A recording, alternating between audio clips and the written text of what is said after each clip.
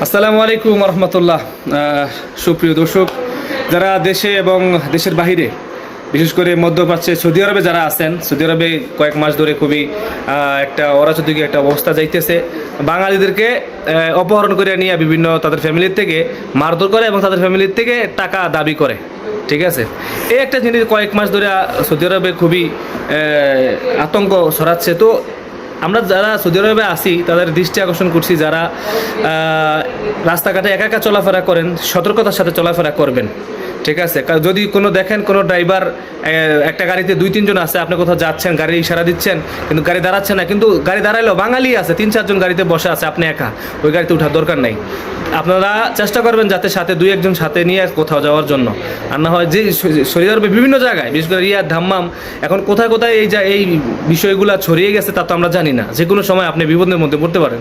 ঠিক আছে, আপনার ফ্যামিলি বিপদের মধ্যে পড়তে পারে আপনার জন্য।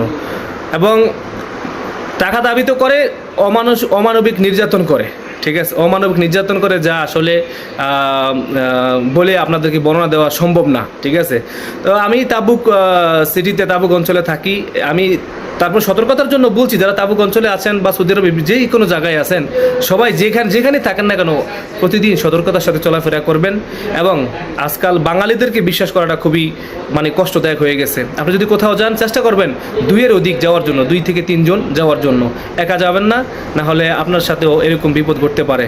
ঠিক আছে, তো বিষয়টি মাথা রাখবেন, খুবই জরুরি একটি বার্তা। আশা করি শেয়ার করবেন, কমেন্টস করবেন, এবং আপনার মতামত জানাবেন, এবং আপনি কোথায় আছেন সেটা আপনি কমেন্টস করে জানাবেন। ভালো থাকবেন, সুস্থ থাকবেন। আসসালামু আলাইকুম।